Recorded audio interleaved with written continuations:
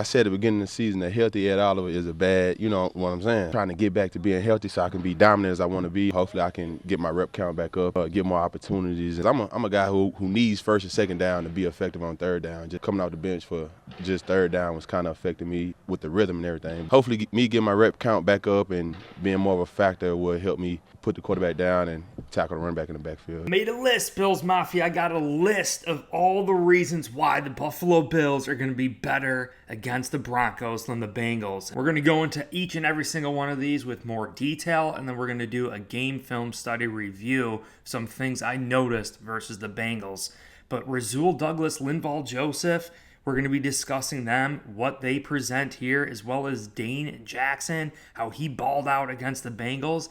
AJ Klein, he's off the injury list. He was participating in practice, which is big news because we could very well be without Terrell Bernard. We're going to discuss that further.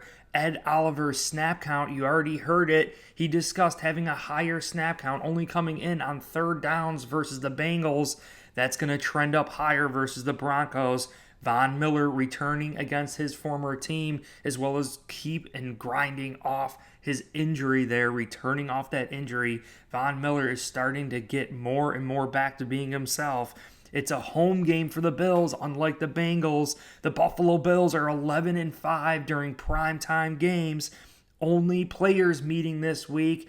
You know, I think communication is good. A lot of people are saying this is bad, but I think the communication there is a great thing amongst the players. And also, in my previous video, I hope you saw it, all of the coaching trees in the NFL and how much we understand the coaching staff of the Broncos. In this play, we're going to see Dane Jackson make a phenomenal play on Jamar Chase, who is held with really a bare minimum yards total. Just unbelievable performance here. And this brings up my first point, is that the Bills really had to figure things out, bringing in Rasul Douglas, who only had 2 days of practice going into the Bengals game.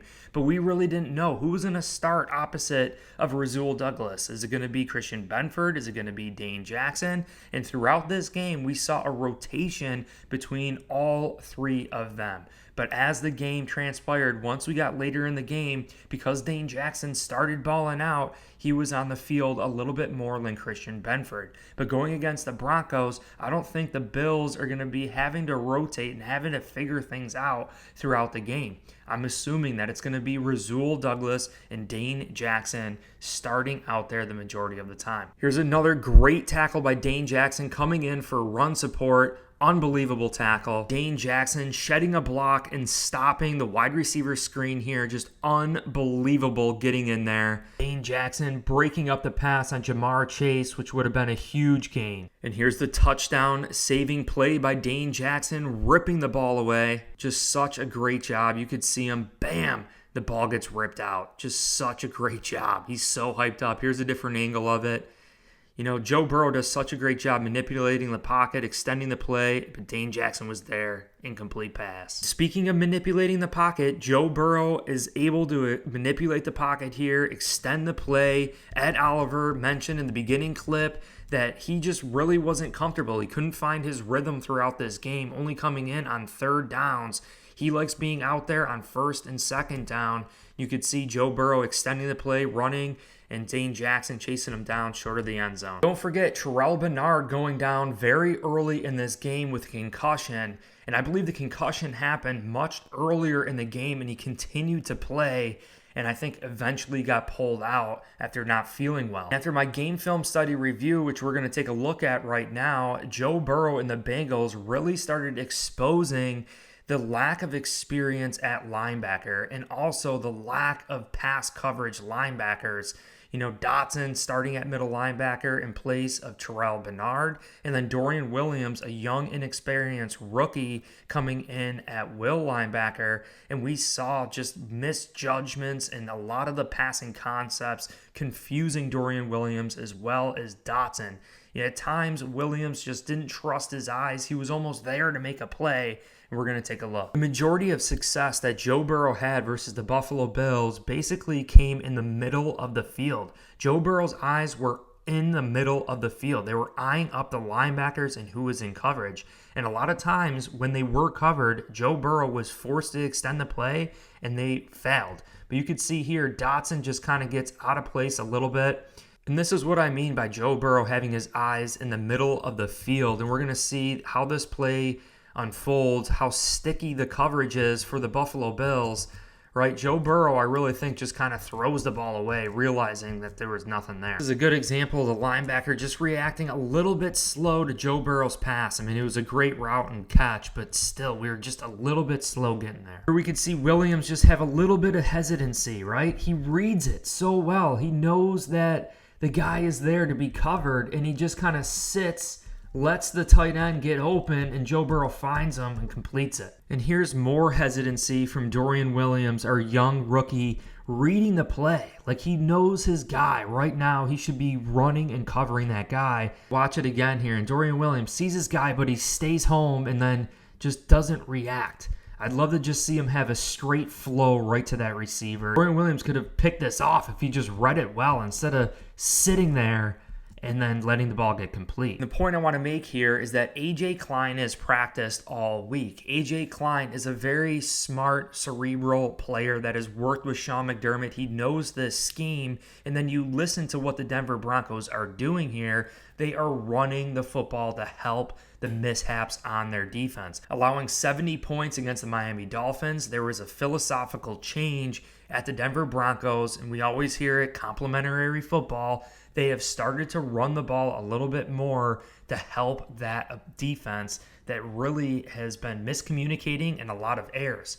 So knowing that the Denver Broncos are going to be running the ball more, knowing that the Bills are probably going to be without Terrell Bernard, knowing that maybe A.J. Klein comes in and replaces a Dorian Williams, who's also a smaller type coverage linebacker, I think A.J. Klein fits what the Buffalo Bills are going to be going against versus the Broncos, which is a hard ground pound running attack. The reason why Dorian Williams and Dotson got exposed is because Joe Burrow and the Bengals have this unbelievable genius passing concept offense. They're a high-powered passing attack. Yes, they are balanced with Joe Mixon, but when you compare the Bengals to the Broncos passing attack, it's completely different.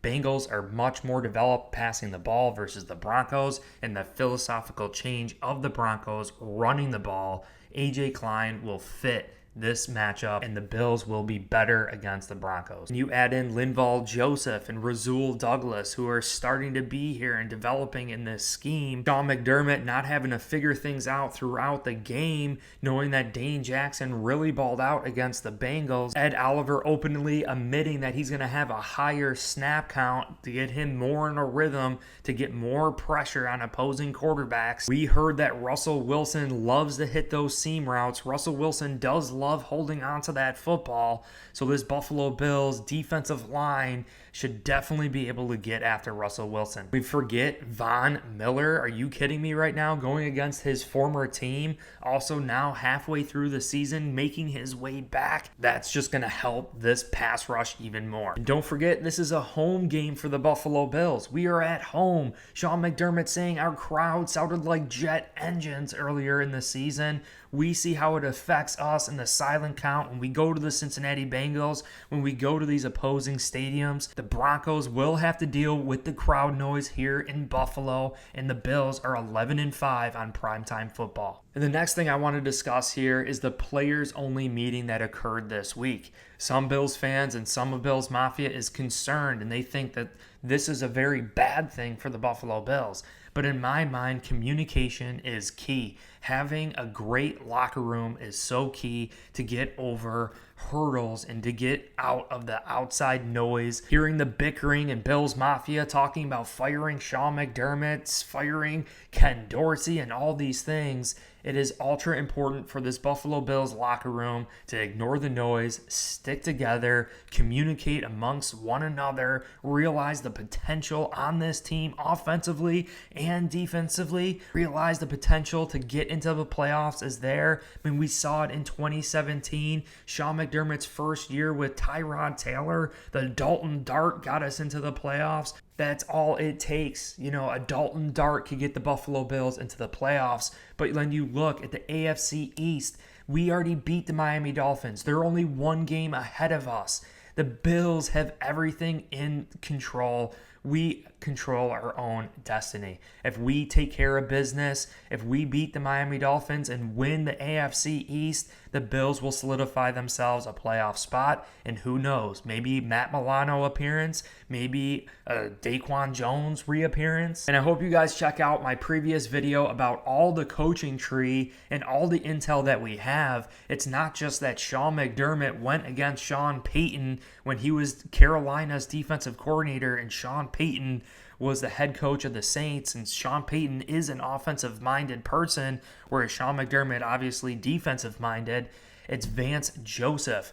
Vance Joseph was the Denver Broncos head coach with Von Miller being there. Von Miller knows Vance Joseph inside and out. And then when Vance Joseph went to the Arizona Cardinals, we played the Arizona Cardinals as that defensive coordinator in the Hail Murray game. So Ken Dorsey was also part of the Buffalo Bills then. Sean McDermott was part of the Buffalo Bills then. Josh Allen went against the Arizona Cardinals in that matchup. So we have a lot of intel in that game. And don't forget, Trent Sherfield was on the Arizona Cardinals during that Hail Mary pass.